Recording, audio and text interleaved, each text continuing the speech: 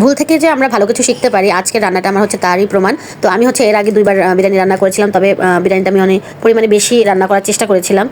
যেহেতু আমি আগে পারতাম না, কিন্তু পরিমাণে বেশি ট্রাই করেছি দেখে আমার রান্নাটা হয়নি। তো আজকে একটু কম পরিমাণে রান্না করবো এবং বিরিয়ানি রান্নাটা মাশাআল্লাহ আমার অনেক পারফেক্ট হয়েছে।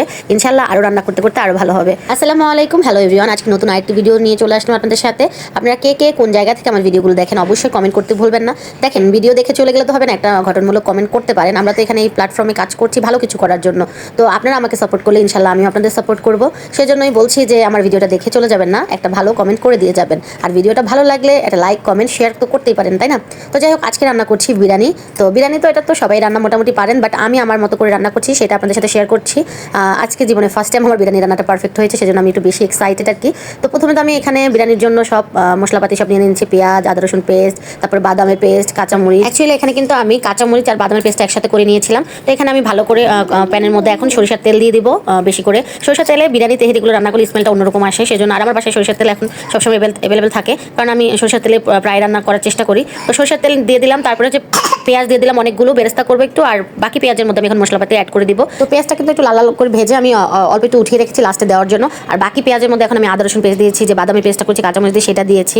তারপর হচ্ছে রাঁধুনি বিরিয়ানি মশলাটা ইউজ করেছি। তো এটা হচ্ছে বিরিয়ানি রান্নার একদম ইজি একটা ওয়ে, রাঁধুনি মশলা কিনে আনো আর বিরিয়ানি রান্না করে ফেলো। বাট নেক্সট টাইম আমি যখন বিরিয়ানি রান্না করবো, আমি চেষ্টা করবো আমার কিছু নিজস্ব মশলাপাতি দিয়ে রান্না করতে, টেস্টটা কেমন আসে দেখার জন্য। তো তারপরে ওই মশলাপাতি যখন কষানো হয়ে গিয়েছে, তখন কিন্তু আমি চিকেনটা এখানে অ্যাড করে দিয়েছি।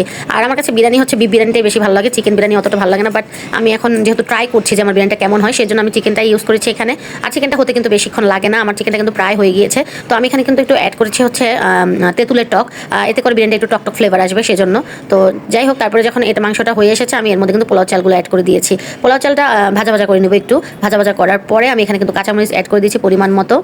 আমি কিন্তু এখানে গোলমরিচও অ্যাড করেছিলাম একটু ঝালঝাল ফ্লেভারের জন্য আর কি। তো তারপরে যখন পোলাও চালটা ভালো করে কষানো হয়ে গেছে, মানে ভাজা ভাজা হয়ে গিয়েছে, আমি এখানে কিন্তু গরম পানির ঝোল পরিমাণ মতো অ্যাড করে দিব। তারপরে কিন্তু আমার বিরিয়ানিটা এখন হচ্ছে ঝোল অ্যাড করার পরে যখন পানিটা একদম শুকিয়ে এসেছে, চালটা যখন দেখলাম যে হাফ সিদ্ধ হয়েছে, তখন কিন্তু আমি দমে দিয়ে দিয়েছি ভালো করে ঢাকনা আটকিয়ে, যাতে বিরিয়ানির পোলাও চালটা কাঁচা না থেকে যায়, ভালো করে হয়ে যায় সেজন্য। আর এখানে কিন্তু আমি অনেক দ্রুত হচ্ছে কথা বলছিলাম, সেজন্য আমার অনেক কিছু স্কিপ হয়ে যেতে পারে। তো সেটা আপনারা ভিডিওতে দেখে নিতে পারেন আর কি আমি এখানে অ্যাড করেছি। আমি কিন্তু এখানে টক দই ইউজ করতে পারতাম, কিন্তু টক দই আমার বাসায় ছিল না দেখে আমি এখানে দুধ ইউজ করেছি। আপনারা টক দই ইউজ করতে পারেন। আর কাঁচামরিচও দিয়েছিলাম অনেকগুলো, যেহেতু এখানে গুঁড়ামরিচ অ্যাড করিনি, তো ফ্লেভারের জন্য কাঁচামরিচ অ্যাড করেছি। আর একটু ঝালঝাল না হলে তো ভালো লাগে না। তো আর হচ্ছে আমি এখানে ধনিয়া পাতা অ্যাড করেছি, যেহেতু এখন ধনিয়া পাতার সিজন, এটা অ্যাভেলেবেল, তাই আমি এটা ইউজ করেছি।